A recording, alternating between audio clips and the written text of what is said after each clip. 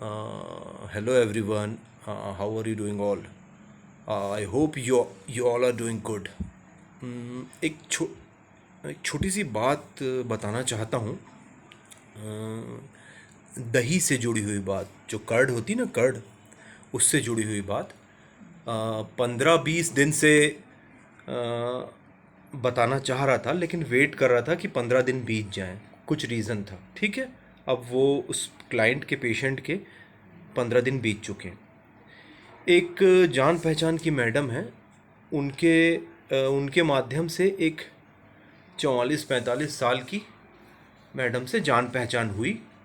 हाँ, कानपुर की। तो वो उनकी प्रॉब्लम ये थी कि करीब करीब 2-3 महीने उनको हो चुके हैं। और ना उनको ये हो रहा था कि जैसी दोपहर का भोजन करती थी ना, तो वो ऑफिस में, किसी ऑफिस में काम करती, तो दोपहर का भोजन करती थी ना वो, तो उनको ना फ्रेश होने जाना पड़ता था। वो 3 महीने से बस यही चल रहा था। दोपहर खाना खाने के बाद 5-10 मिनट बाद उनको पेट से कुछ अजीब सी हो, गुड़गुड़ हो पेट, मतलब जाना पड़े फ्रेश होने। और शाम में 6-7 बजे भी उनको एक बार मोशन आ जाता था। वो बहुत परेशान। तो मैंने उनसे पूछा, मैडम डॉक्टर को दिखाया आपने? बोले हाँ सर, 2 महीने से करीब करीब कंटिन्यू 2 महीने हो गए मैं दवा खा रही हूँ, बट मेरे को कोई फ़र्क नहीं पड़ा। और मैंने किसको दिखाया? बोले पेट के डॉक्टर को दिखाया, जो पेट का स्पेशलिस्ट है हमारे कानपुर में, उनको दिखाया। तो मैं बोला उससे भी कुछ आराम नहीं आया आपको गोलियों से? बोले कुछ आराम नहीं आया सर, 1500-1700 की गोली हो गई, 2 महीने से खा रही हूँ। अब ध्यान से सुनिए मेरी बात। मैंने उनसे पूछा आपके डॉक्टर ने आपसे क्या क्या सवाल किया? कुछ सवाल किया?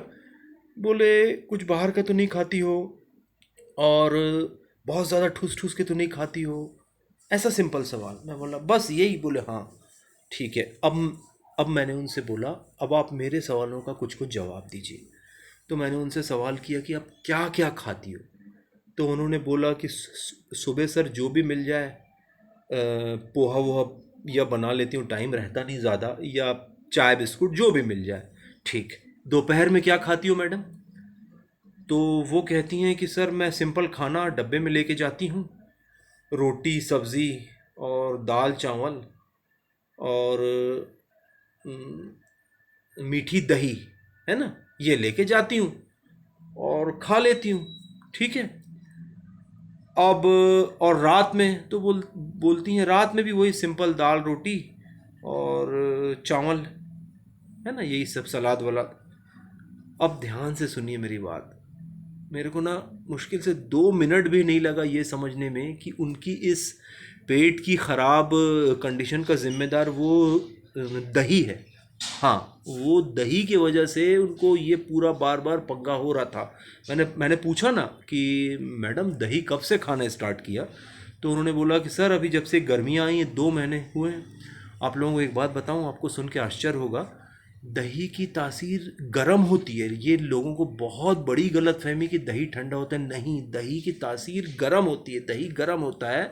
आप किसी में भी अष्टांग हृदयम है, चरक संहिता है, और भी जो बहुत सारे ग्रंथ होते हैं ना, आयुर्वेद की किताबें बोलते हैं, उसमें आप देख लीजिए ना, उसमें पढ़ लेना, आप अपनी रिसर्च भी खुद कर लेना, दही गर्म होती है। तो मेरे को ना 2 मिनट लगा बोलने में। मैंने बोला मैम आप कुछ मत कीजिए, आपका सब कुछ ठीक है, आप दही खाना बंद कर दीजिए। बोले सर ऐसा क्यों, दही तो ठंडा करता है। मैं बोला नहीं करता मैम, मैं जो बोल रहा हूँ उसको प्लीज़ मानिए, और 15 दिन बाद मेरे को बताना। आप लोग यकीन नहीं मानोगे भाइयों एवं बहनों, अगले दिन, मतलब 1-2 दिन बाद ही उन्होंने मैसेज किया मैसेंजर में कि सर मेरे को तो अच्छा फील हो रहा है।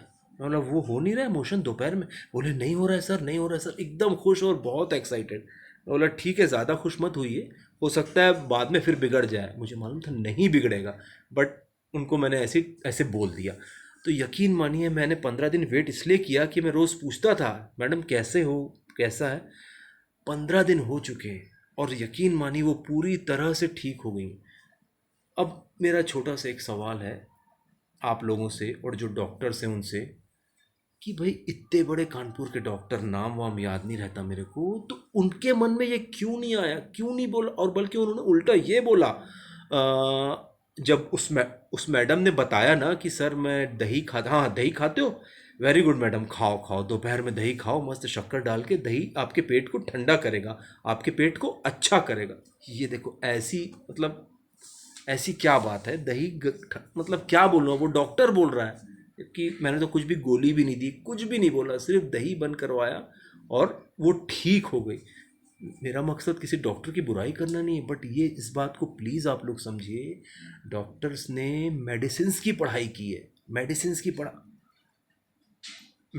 पढ़ाई की, उन्होंने ना न्यूट्रिशन साइंस की पढ़ाई नहीं की है, तो उनको नहीं पता है इस बारे में।